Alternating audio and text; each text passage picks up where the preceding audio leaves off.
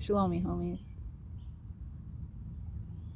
I'm here to say a word about this beautiful planet Earth, our mother, and more specifically, the soil of this planet, Mother Soil. And why do I call the soil mother? Because the mother is what brings life into the world and what supports and sustains life. And all life forms on this planet, all mothers on this planet, come up out of Mother Soil. Every form of life, humans, birds, mammals, amphibians, reptiles, insects, all start from the most basic building blocks of microorganisms, microbiology found within the soil. All human beings need food to survive. We have to eat, we have to consume calories, nutrients, vitamins. All of that is found in the soil. Okay? We eat fruit, we eat vegetables, we eat plant matter that grows out of the soil. The roots of the plants go down into the soil, pull up the nutrients from the soil, make a fruit, make a vegetable, we eat that. So even if you only care about yourself and you're a total self-absorbed asshole, you have an incentive to also care about the earth and the soil because you can't exist without it, you see? Now I'm thinking about this because I don't know if you guys saw the post I made where I took a screenshot of an asinine comment that someone made about how we shouldn't care about the earth because the earth doesn't need us, and it's actually narcissistic to even suggest that what we do even matters. That's a totally nihilistic approach to life, and it's also a gross misunderstanding of how life works because it's all one. You can't say you care about humans and say you don't care about the planet, because without the planet, humans don't exist, you see? So it's good to have an idea and an understanding of how life even works. You know, if you're gonna be participating in it, you have an incentive, you should have an incentive to understand the interconnectedness of all life if you care about life, your life. So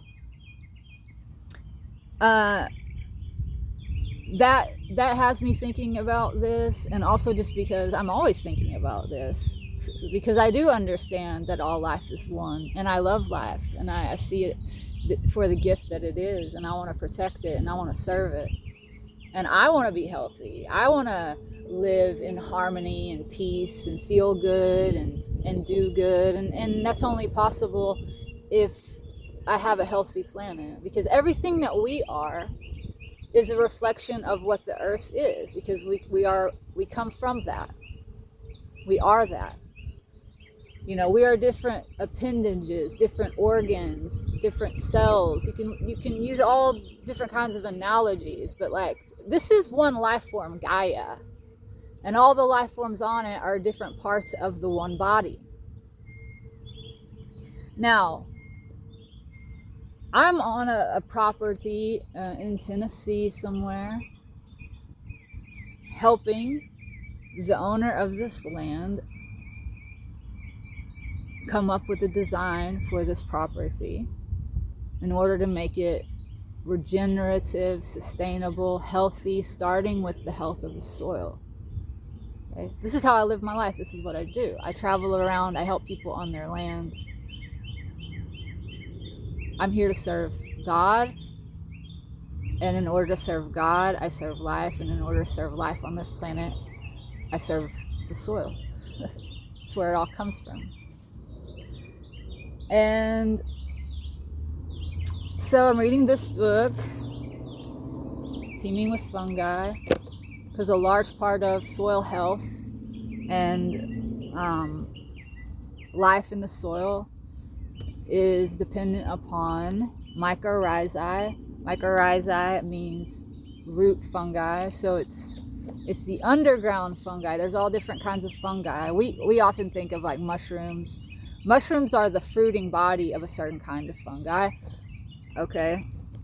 Mycorrhiza is the fungi that has a symbiotic relationship with the roots of plants. Okay, fungi, they can't produce sugars, but plants through the process of photosynthesis can. So the plants create sugary exudates and they release it, and then they feed that to the mycorrhiza, and the mycorrhiza fungi are able to break down matter that's in the soil and pre-digest it, and then take those nutrients and feed it to the plants in exchange for the sugar that the plants are giving them. And all life works this way. All life teams up and shares life. And mycorrhizae and the mycelium in the soil is like the super highway for that life. Okay?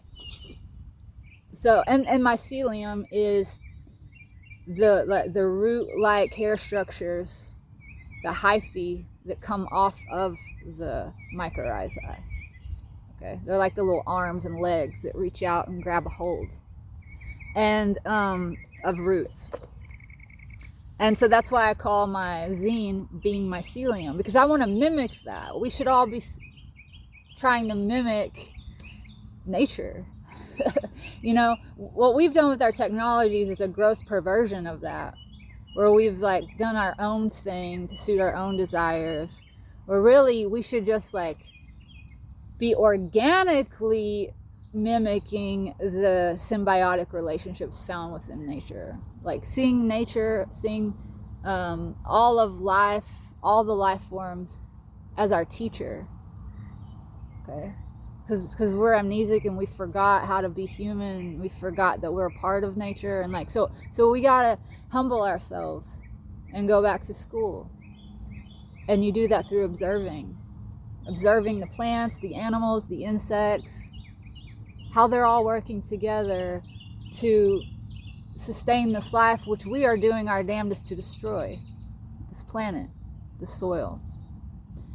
Now, you can, if you just really observe human beings and their behavior, okay, how we dress, how we behave, what our cities look like, what we value, and then you look at our food system and how we treat the soil, you will see that they're directly a mirror of one another. Okay, because in nature, the way that God has decided to do things is to use diversity to support life, right?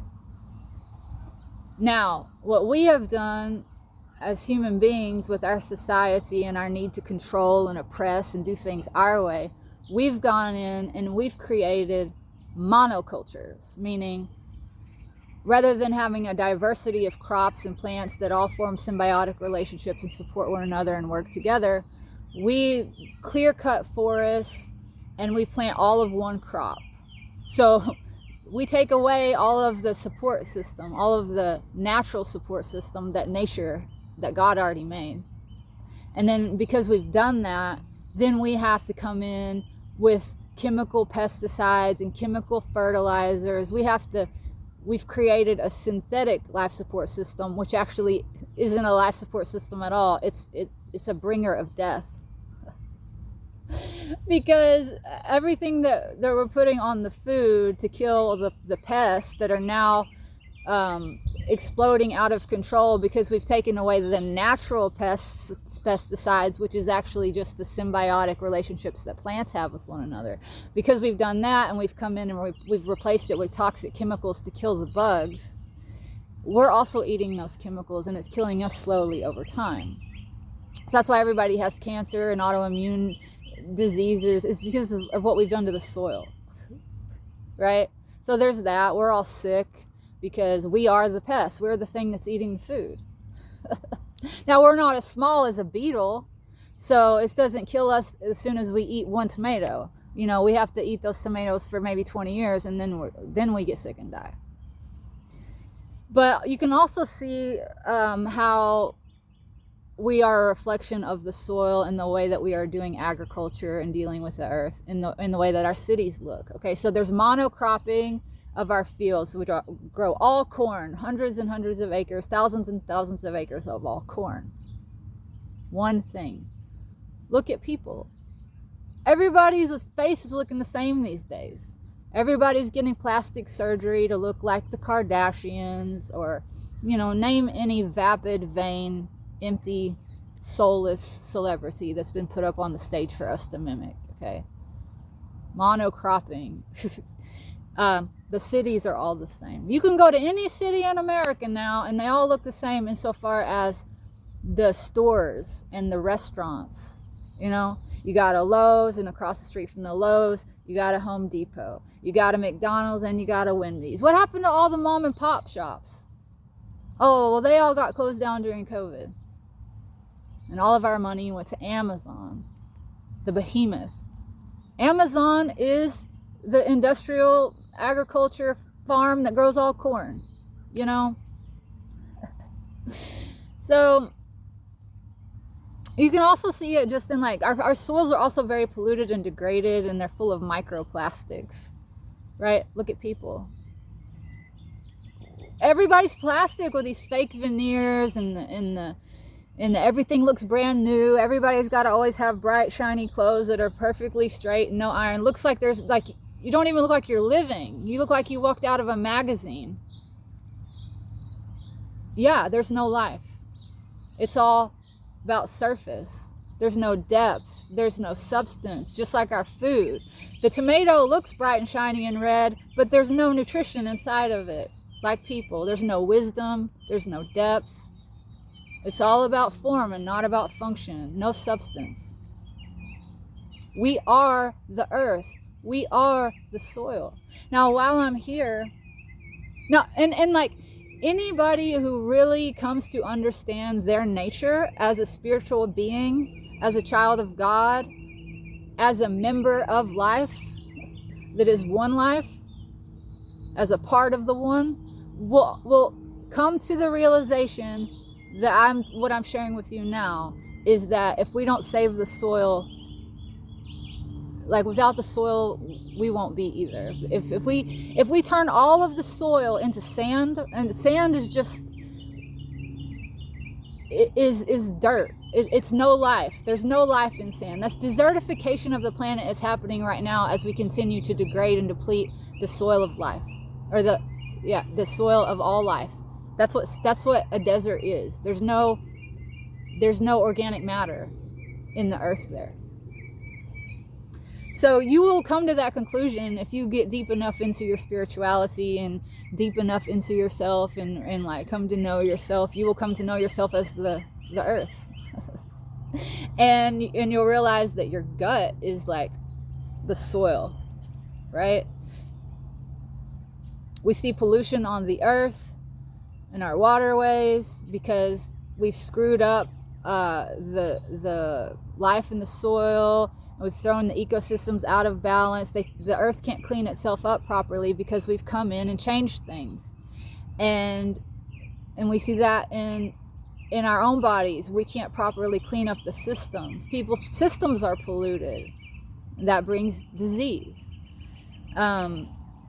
So if you have the proper bacteria and fungi makeup in your gut, then the whole rest of your body will be a reflection of that, and that it will be healthy. Because that's like, let's say you're a plant that's growing in the soil that is your gut. Okay, so if you have an organic garden and you have robust soil, the tomatoes that you grow in that soil will be full of nutrition. If you feed your gut live foods, kimchi, sauerkraut, kombucha, then you're gonna have life in your soil of your gut, right?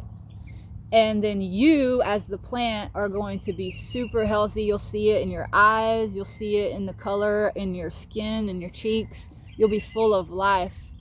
You'll take in information. You'll learn. You'll be a reflection of life. Okay? You are what you eat. If you're eating stuff out of a box, if you're eating death, you're going to be a zombie. There's not going to be much happening up here other than confusion and static and fog, and you are what you eat. So I'm going to visit Sadhguru. I don't know if you guys have heard of this. He's an Indian guru. He has an ashram in Tennessee, here where I'm at, like a couple hours from where I'm staying, actually. He has 23,000 acre property. And his whole mission is to save the soil. Okay? Through all of his spiritual studies and his walk through this life, as he has grown in wisdom, he has come to the realization that if we don't save the soil, we're done for this world. Yes, the earth will go on, absolutely. But do you care about people? Do you care about all life forms? Then you should care about the soil. And so he's on a mission he's traveling the globe, speaking to governments throughout the world, trying to change policy to protect and regenerate the life found within the soil. His project is called Save the Soil. I think that's what it's called. Save Soil. So I'm working on this property here with the landowner to regenerate the soil here, to create an organic farm, a regenerative farm. And this guy is really dialing it in. He's got a great library. He's setting up a soil lab here on the property, right next to where he's going to be growing food, so that he can take the soil and put it under a microscope and look at all the life and make sure it's balanced. Okay, so I'm helping with this project. It's very exciting. Yeah, but just start looking around you, like observe the natural relationships that you see amongst plants and animals and insects. Look at people and how we're behaving. Look at our food system. Start making connections, right? And you will see that it is all one life. And so if your goal is to be happy, if your goal is to be healthy, if your goal is to feel good, if your goal is to live in a world that's peaceful and harmonious and loving and kind, well then we should create all of that in the soil and be stewards of that.